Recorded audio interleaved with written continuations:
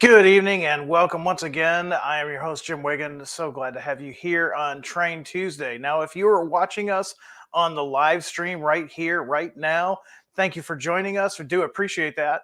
If you've caught us on YouTube, thank you once again. Hopefully, if you like the content, I hope you will like and subscribe and hit the notification bell for future videos that will land. We do one about every week, Train Tuesday. We tend to do one once a month with the Athearn Extra. And who knows what other videos we'll be coming up with in the future. But with that being said, let's get started by doing a few shout outs to see who's joining us here live this evening. I see Bradley, Kevin, Ramsey, Jerry, Tim, Butch, Glenn, George, and Brian, just to name a few. So glad to have you guys on board with us tonight. We're going to be talking Athearn Genesis HO scale. We're going to be talking about the Slab Side General Electric turbines. Pretty interesting period of railroad history, transition era, and typically a locomotive that was only made for one railroad. You can probably guess which railroad that was. Our research and development staff took some liberties and did introduce some and legendary liveries. We'll talk about those as well. And we're also going to be talking about the PC&F boxcars. We've got a run of those. So we'll be talking about those as well. Now, like every time, if you have any questions, feel free to ask those questions after the segment has concluded. And also at the end of the show, I usually have time for general questions. Be more than happy to answer those for you tonight. I try to catch as many as I can. I can't guarantee I'll catch them all. But before we get started, one more round. I see Gary, Jason, Reading Area Rail Fan, Anthony, Jason, BNSF 9708, Terry, Ian, Jeffrey, Robert, and Ron, just to name a few. Thank you so much for joining us tonight. I really do appreciate it. So let's get started and let's talk about General Electric's unusual locomotive that was introduced right in the transition era. So this is an interesting period of time for railroading, and I've always enjoyed this era.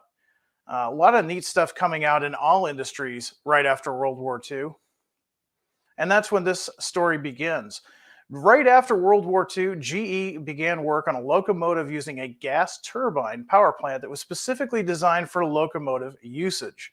Now, the gas turbine had an advantage in that it could burn what we call bunker C fuel. Quickly defined, bunker C is a low grade thick oil that is left over when crude oil is refined into higher quality products such as gasoline and diesel fuel. Being a residual of the refining process, it was both very cheap and also widely available. General Electric's locomotive gas turbine was about 20 feet long and created about 4,500 horsepower, 3 times as much as contemporary diesels at the time. Now, General Electric's testbed and demonstrator gas turbine locomotive was completed in November 1948. It was numbered as UP50 and it spent 21 months testing on the UP. It covered over 105,732 miles of operation and moving 349 million gross tons of freight. UP's first gas turbine, numbered 51, was received at the Omaha shops on January 28, 1952. It had a full car body and a single cab. It carried 7,200 gallons of fuel oil and 1,000 gallons of diesel fuel. Now, in addition to the gas turbine, there was also a 250 horsepower diesel engine. Now, the diesel engine was used to move the locomotive around yards, power auxiliaries, and crank the turbine. Think about it, you probably wouldn't want to hear that turbine in a yard or hear a hustler move that thing back and forth in the yard into the bay. Now, the locomotive weighed 551,720 pounds. It was over 83 feet long and it stood 15 feet 6 inches tall. Massive locomotive. It rode on 2 sets of span bolster AAR type B trucks with a wheel arrangement of BBBB. The gear ratio was 74:18. That gave a maximum speed of 65 miles per hour and a starting tractive effort of 137,930 pounds. Now, like contemporary diesels, the gas turbines were equipped with dynamic brakes. The first of the series production turbines were developed or delivered in 1952, and they were numbered from number 51 to 60. But they were equipped with a cab at one end only. Remember, some of the earlier ones, they had cabs on either ends. Throughout their lives, changes were made to the top and side air intakes in an attempt to better accommodate the various operating conditions. Between 1955 and 56, tenders, which were converted from steam locomotive tenders, were added to the units with a 24,000-gallon capacity. Now, for a time, units number 59 and 60 were used in experimental 9,000 horsepower AA set with a single tender in between. Retirements, they began in the early 1960s, and by 1964, they were completely removed from the roster. Short period of time, if you think about it, but definitely left an impression. And that is something that we wanted to introduce this month. Now, the one that I'm showing you right now, this is from a previous announcement all the way back to February 2015. They were released in spring of 2016. It's been a bit. Now, these have been upgraded since the last time they were introduced. The Athearn Genesis Slab Side turbines are equipped with many additional lighting features over the previous runs. Separately controlled Mars light, emergency stop big hole light, class lights, number boards, and backup lights are all equipped. Now, combine this with the industry's most accurate Union Pacific colors and the advanced capabilities of Soundtrack's Tsunami 2 gas turbine sound decoder, these impressive units will be at home at any late UP roster. So there you have it. Really beautifully done locomotives. So recently been upgraded. You saw some of the lighting features that we're adding with these. Of course, if you do go for the Tsunami 2, and honestly, who wouldn't? The sound on these is recorded from the actual locomotive. It's not just made up. It is an actual sound recording. That's something that Soundtracks is known for. So with that being said, let's see what we're offering this month. Now, everything that I'm talking about tonight, you have until Friday, March 31st to make your pre-orders, and you won't want to miss out on these, especially if you're into this era. So coming up first is unit number 51. Now, we're offering the UP locomotives so that you can either get them with or without the tender. This is gas turbine without tender, number 51. This is how they appeared in 1952. It's going to have the tall nose door and handrails, but something interesting to remember. Early on in their service lives, the turbines were equipped with stainless steel FAR air grills on the sides. Something else that's a key indicator, gray trucks were standard until the painting diagram was revised, not until September of 1955. So these are going to have gray trucks, not the silver ones that most of us are probably used to seeing. Number 58, the stablemate. Also, this is a 1953 era, short nose door and handrails. And again, it's going to have the gray trucks and the FAR grills on the sides. Now, going a little bit further down the road, we're going to go to the mid-50s here. These guys are going to be offered with their tenders. Number 59 is representative of 1955. And then, of course, number 60, which is coming up next, is also of 1955 vintage. So what did we say happened in 1955? Well, of course, the painting was revised. These were painted that aluminum color. The trucks were painted that aluminum color. Most people are familiar with that. Sometimes the research on these has been extremely hard. If it wasn't for help with the Union Pacific Railroad, it would have made this definitely a lot harder because obviously older pictures, aluminum, gray, they can look the same depending on the lighting conditions and grime, things of that nature. So thanks to the Union Pacific Railroad for helping our product developers to narrow down exactly when those trucks were painted from gray to aluminum. Now, the 1955 features of number 59 and number 60, they're going to have the sectional grills. They're going to include a 22,000-gallon tender.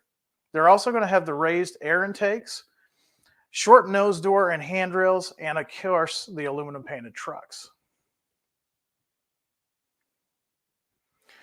Now, unfortunately, as cool as this locomotive is, there were some limitations because in the end, these were built specifically for the Union Pacific. Union Pacific went to General Electric and said, we have a need. This is what we want. General Electric said, here you go. Here it is. Typically, what happens in the real world, locomotive builders will build a demonstrator unit. That demonstrator unit will be sent out across the system. Different railroads will put it on a trial basis. If the railroad likes it, they'll place that order with said locomotive builder. That never happened with this, but we do a line called Legendary Liveries. And I know some of you guys hate it. Some of you guys love it. It's a very divisive line. So you know what? We figured we'd do some fun stuff with this. We've got a few that I want to show you tonight. The first one being, what if General Electric actually did this on their own and came up with their own demonstrator unit? This is a good possibility of what it would look like. So General Electric's original gas turbine locomotive was equipped with a cab at either end and was used in trial runs on several railroads. Now, perhaps if the concept had shown more widespread interest, General Electric would have built a conventional single cab and to use it for additional testing, as depicted by our Legendary Liveries model that you see here. This is going to have short nose, door, and handrails. It's also going to have the far grills. It's going to have the tender, of course, and it's in that really striking GE demonstrator paint scheme. That is going to be 1950s era in an alternate timeline, if you will.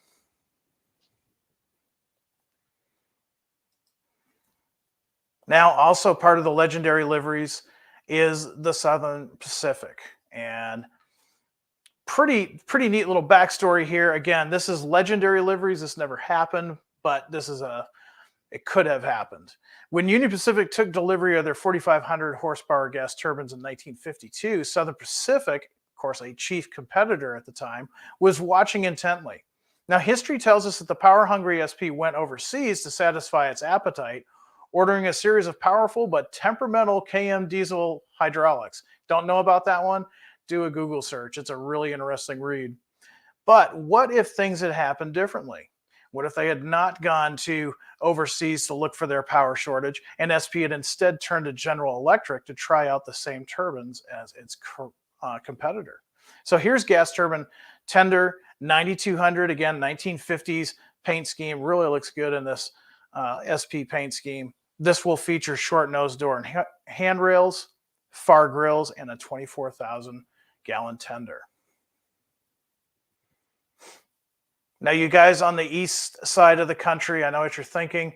Man, it's all Western roads again. Well, wrong. We wanted to do a favor for you guys on the other side of the country. And this is kind of interesting. Think about this for a minute. Again, it could have happened. The Chesapeake and Ohio did, in fact, own turbine engines. 3 giant M1 class units built in 1947 and 1948. These, however, were steam turbine locomotives built for passenger service and were ultimately unsuccessful. Now, the guys at Athearn, we thought about this. They thought, what if there was a historic version of the CNO that wasn't ready to give up on that concept? And they ordered General Electric units in 1953. So pretty much the group of us thought, you know what? I think the CNO turbines would have looked mighty impressive dragging coal over the Eastern Continental Divide on the Allegheny subdivision, although it surely would have played havoc on the track. So this is gas turbine with tender 4,500, again, based on a alternate reality, 1953. Short nose door and handrails, far grills, and a 24,000 gallon tender. So we've got a little bit of everything for you guys. If you're into the Legendary Liveries, and believe it or not, guys do collect these, you've got a few different options. However, if you are a prototype modeler and you really want to model what is accurate, you're going to want to look at the Union Pacific versions. Those are all based on research, years of research, I might add, and also working in conjunction with Union Pacific Railroad. Now, the with tenders, they are without sound. They are $409.99. Again, this is full MSRP, so contact your dealer for your price. If you go with the tender with sound, it's $509.99. If you go with just without the tender, just the locomotive itself, without sound, it's $264.99. With tender, it's $364.99. So there you have it. Interesting period in railroading and in the world in general. Lots of things going on in that railroad industry, car industry, airplane industry. Everything was really impressive that time. So any questions about the model before going on to the next one. So I'm going to take a look here in the comments. Somebody was asking, what is it mainly made of? All of the chassis itself, of course, is going to be a metal chassis. It's going to have your typical Athearn drivetrain with the brass flywheels. The body itself, all the detailed bits, it's going to be injection molded plastic with added details, like the handrails and such will be metal.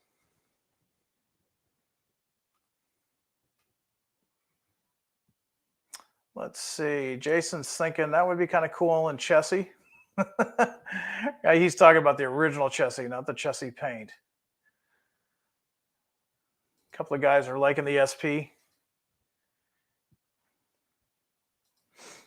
Jerry wants to know, does it have the sound of the diesel engine too? Good question. I don't know off the top of my head. I will find out for you. That would probably logically be in there because, again, going back to if you're going to be moving this thing in your yard, you're not going to want to hear that massive, loud turbine sound the whole time. So I will have to check that out. Knowing the guys at Soundtracks, I'm sure it does, though. Here's a cool backstory. Stephen Wagner says UP gas turbines were very impressive. My only in-person sightings of UP trains were in Kansas and in Oregon, so I never saw any operating person. Athearn's version looks great. Thank you. Yeah, that would have been really impressive to see, especially deep out west. Willie wants to know, will the tenders be sold separately again as well? Not this time. Not this time. A lot of guys are liking the C&O.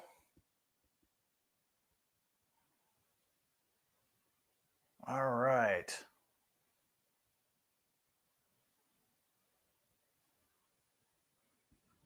Yeah, sorry, Harold, not in O scale. Just HO right now. All right, gone back a little bit. Looks like I got all the real questions. If I missed any, I apologize. There's a lot of comments there tonight, and I want to keep the show rolling because I've got more interesting stuff to show you. And we're going to be switching the theme a little bit. We're going to be talking freight cars. We're going to be talking PC&F Genesis freight cars. And if you've got a layout that needs some box cars for switching some industries, specifically if your layout is set from the mid 60s into the late 70s, early 80s, I've got something here for you. Let's go ahead and throw this up on the screen so you guys can see what I'm talking about. Now, this is not exactly what we're introducing this month. This is indeed a PC&F 50-foot box car, but the ones that we're introducing this month have the 10-foot 6 Youngstown doors. This one has a 10-foot 6 plug door, so it's a little bit different, but very similar.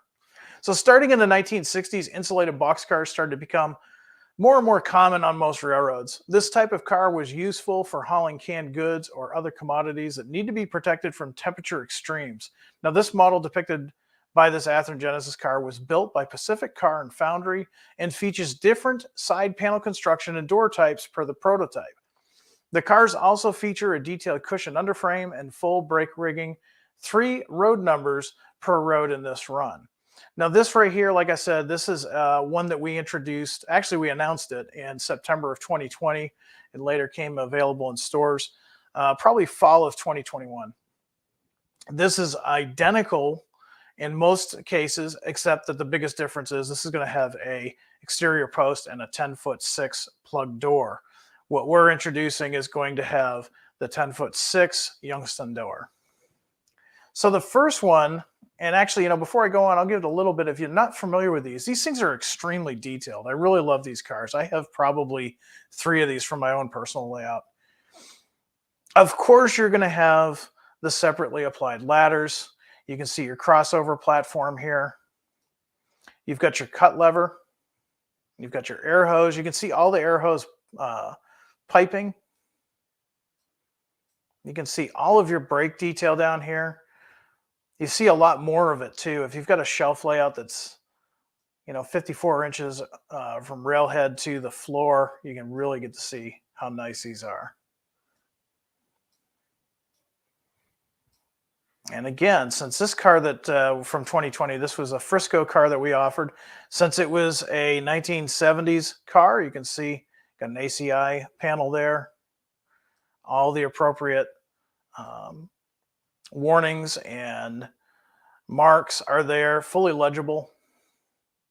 It's amazing how legible this is. Tells you exactly where to return it. Again, just a beautiful model. And this is a model, again, it's Athearn Genesis. So you might not want to bring it on the road if you got a Fremo module. If you do, that's, you're more trusting of your moving abilities than I am. I typically keep the Athearn stuff for when I'm on the road, but if you want to, you can definitely bring it with Fremo. But most guys are going to keep these on their club layout, their home layout, but really nicely done models. So if you have not seen one of these before, here's your opportunity. And let's talk about what we're offering this month. So coming up first, 1966 era. This is Missouri, Kansas, Texas. This is number 78. Again, 3 road numbers per road. So you have the option of getting 3 of these MKT cars. 1966 plus, so definitely survived into the 70s. Here's one of the most common ones, and I do remember these. These were, it seemed like in the 70s, I remember seeing these all over New England. But the Evergreen Freight Car Corporation. This is car number 6431. Again, we'll offer these in 3 different road numbers. This is appropriate for a layout that's set in 1966 to 1978.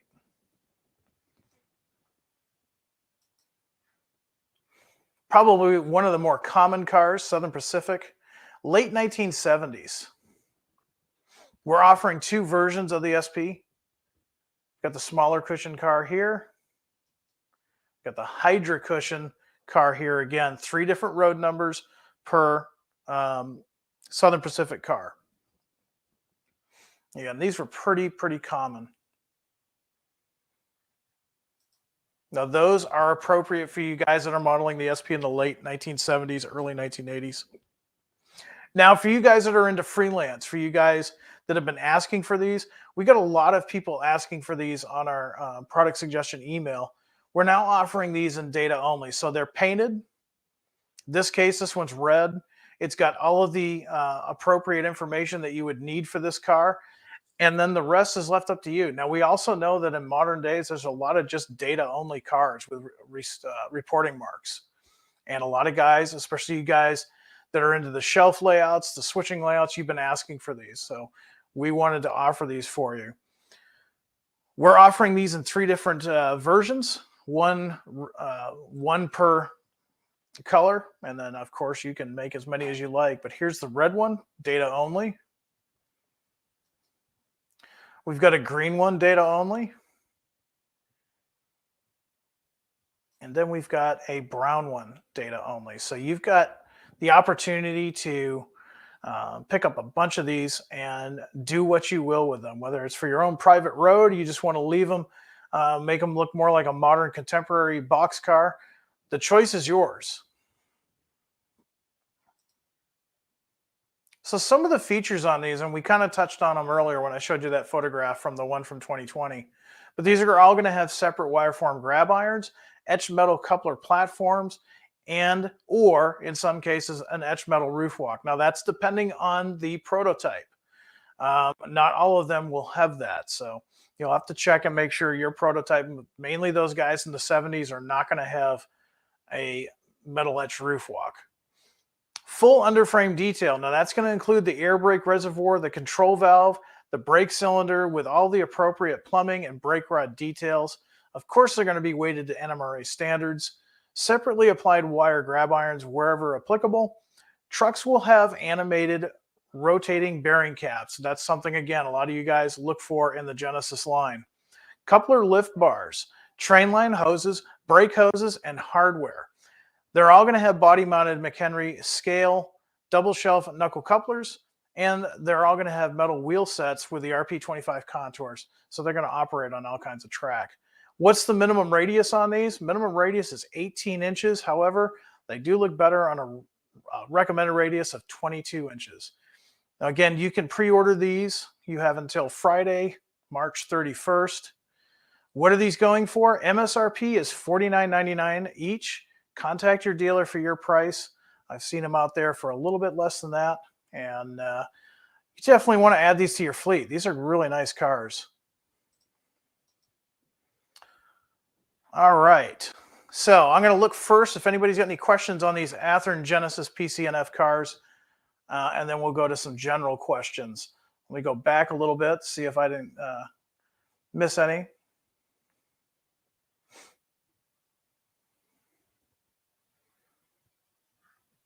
Sean's really liking those Katie cars. Yeah, those are cool.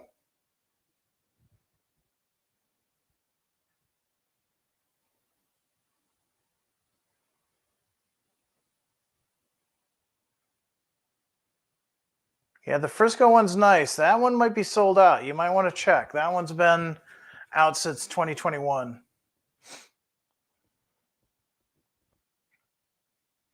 All right, a lot of guys are liking those cars. Todd, we're not doing packs. These are just going to be singles, and they're available 3 road numbers per line.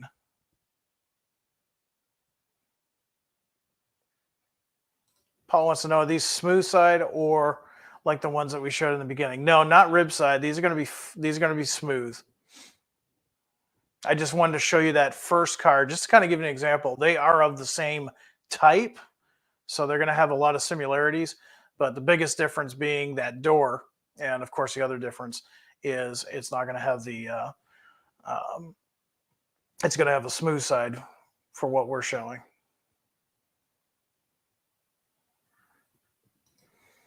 Yeah, nice brake system and cushioning detail on the new run of the. Yeah, and actually those have been on previous models too. Really nice model. Like I said, I probably personally have 3 of these of my own, just because I really like the looks of them. They just present really well. All right. So it looks like we got time for a few questions. It looks like a couple of you guys have some questions. Let's see. I saw one regarding the Rocky Mountain Train Show. Sid wants to know, what products will you be showing at the Rocky Mountain Train Show? Well, we're going to be showing a lot of Athearn Genesis, a lot of Athearn, some Roundhouse, even some N-Scale.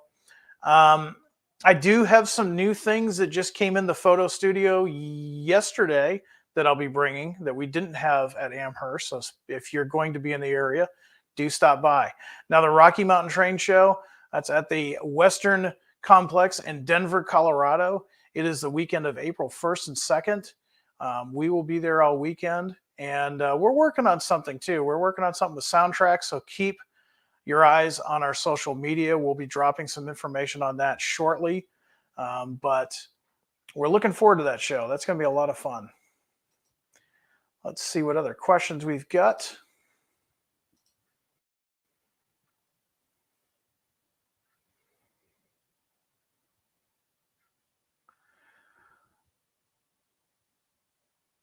A lot of guys asking for contests. Yeah, so about that. I have been super busy on a project since before Amherst, which has taken pretty much all my time. You guys are going to get to see that in about 2.5 weeks. And it's a huge project, and I hope it's going to be something that you guys have probably been looking for quite a while. So stay tuned for that. Once we get that rolled out, yeah, we're going to have some ideas that are going to go throughout the spring and into the summer. I'm really looking forward to some of the stuff that we're going to be doing. So don't worry, you guys that are looking for contests, we're going to be working on stuff.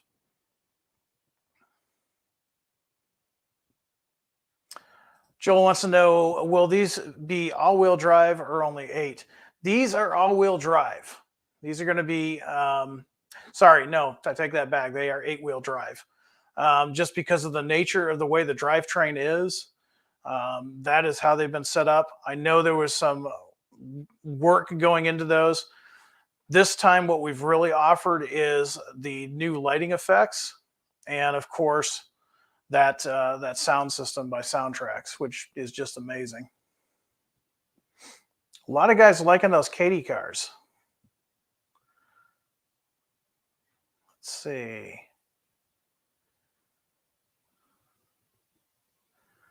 David Green wants to know, is that track I see on the layout? Yes, it is. Yes, it is. I actually finally had a weekend where I could do some track planning. So we'll see. Maybe when I get back from Denver, maybe we'll start seeing some stuff moving.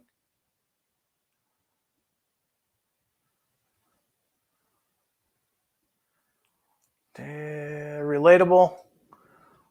Please make this a contest car. I'm not sure what that means. We need a contest sooner than that. I wish I could clone myself, although I'm pretty sure there are many people that would wish I couldn't clone myself. When I get time after this major project, we'll work on something, trust me.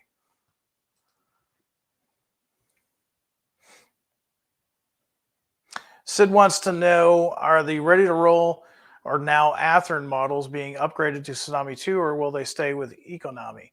So what happened was about a year or two ago, when we started to see the chip shortage, we did indeed offer ready to roll locomotives with the Tsunami 2. Now that was a business decision we made because we knew that no matter what, there were going to be some folks that want to have a decoder with sound. So we did put those in there. The components that made the Economies at the time were not available. So that's what we went with. Going forward, Athearn locomotives will have Economy decoders. Athearn Genesis will have Tsunami 2. Roundhouse will be DC ready. Or I'm sorry, DCC ready. All right, let's see if I've got time for one or two more questions.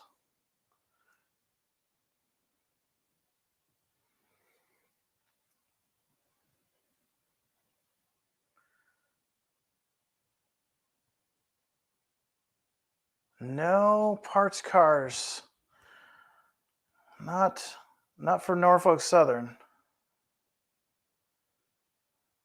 Jason says, Jim, I can see the Evergreen, the few data only running around my layout. The data only cars were really popular with folks. We got a lot of people, hitting up the email Athearn product suggestions for that. So we thank you, first of all, for doing that. While I'm on that, if there's something that you see that we haven't done that you would like to see us do, whether it be a road name or a type of locomotive, a type of freight car, whatever it may be, go over to our website, athearn.com, go to the Contact Us page, and select the email. It's Athearn Product Suggestions. That goes right to product development. They don't always respond to those, so don't get offended if you don't get a response. It's basically a collection point for your ideas. And honestly, a lot of the stuff you've seen in the past year has come as a direct result of your, what you guys are demanding. So thank you for that. Use that as much as you can. Charles wants to know, for N scale, what about 62-foot PC&F cores and beer box cars? Well, there's a lot to unpack there. There would be probably some tooling that would have to be done. We don't have that I know of anyways. And there'd probably, at that point, there'd be a lot of refinements. If we did do something like that, it's possible that we do it under the Athearn Genesis line. I can tell you right now, with everything that's going on at Athearn, we've got a pretty good sized backlog. So that's probably not something that's going to happen right away. But you're more than welcome to send that through the Athearn product suggestion email. And who knows? You can see.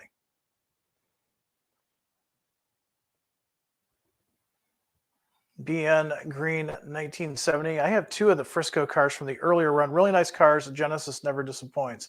Thank you for saying that. That's that is we really appreciate that. I mean, I can tell you all day long how much I like them, but let's face it, I'm wearing a shirt. So I like to hear you guys comment in the comment section of what you think of our products. Harold is happy with our releases. Yeah, thank you. Again, you have till Friday, March 31st. You got a little bit more time this month, but don't forget. Don't forget about these. That's usually what I do. All right, one more question. I'm going to let you go, and I'm going to leave you with a little bit of news.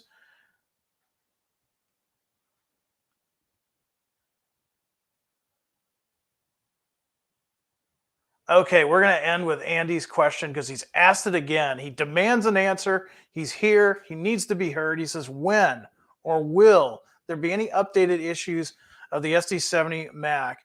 And I will raise the question again. Why won't Athearn issue any dummy engines? So first one there. Um, for this run, we did the SD70 series as is, but then we wanted to do some new paint schemes, so we got those out. Honestly, we only have so many product developers on staff, each and every one of them working crazy hours trying to keep up with the backlog. Next time we offer those, they will probably have the lighting features that you're looking for and the other upgrades. Now, to the second question about the dummies. Honestly, there's a couple of different reasons. Now, for the younger guys in the audience, dummies go back to the days of DC only layouts.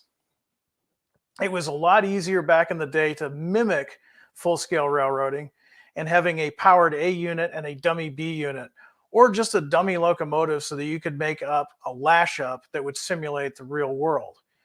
As we progressed and we got into DC, it was actually cheaper to manufacture a locomotive with the motor already in it, either with or without a decoder. And with the ability in DCC to speed match locomotives, not only do you have a B unit, but you have a B unit that's actually doing something.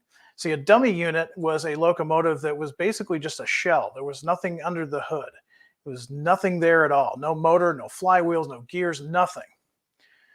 So going forward in the DCC universe, it's much easier and more cost effective for us to build two locomotives. In this case, we can even say an A unit and a B unit, but both are powered. Both have the ability to have a decoder. With speed matching, they can be put together, and the power output is just like the real thing. Now you're not simulating real life. You're actually becoming more of a part of it. The biggest reason why we don't do dummies anymore is because most people that are operating locomotives in that fashion are modeling with DCC, and second of all, it's a cost thing. It does cost just as much to build a locomotive with the motor and decoder possibilities as it is just to build a dummy. And then the final reason is sales. A lot of what we do is based on sales. We saw a decline of dummy locomotives probably starting back in the late 90s, early 2000s. And after that, once the blue box era was gone, we pretty much did away with the dummies. So I hope that answers your question. Thanks for asking it again. Probably not the answer you were looking for, but that's the reality of it. So don't forget, in a couple of weeks, I'm going to be in Denver, Colorado. The Athearn booth is going to be set up at the Rocky Mountain Train Show in Denver, Colorado. I'm going to have some new stuff for you to see, some stuff that's already in hobby shops. And that's the great thing about the Rocky Mountain Train Show. You're going to come to my booth, you're going to see all the cool stuff we have, and then you're going to get to go shopping, because a lot of the big dealers and the small dealers that carry Athearn, they're going to be there as well. Also, Soundtracks is going to be there. In fact, they're going to be just down a few rows from me. So if you got questions about your Soundtracks decoders or their products in general, if you want to check out their new Tsunami, go talk with those guys. George is going to be there. And like I said, George and I are teaming up on something. We're going to do something fun. So keep your eyes open on social media, and it's going to be a good time. We're going to have a great time in Denver. So with that being said, I want to thank you all for joining me tonight. Get out there, do some good modeling. And above all, high greens. Good night, everyone.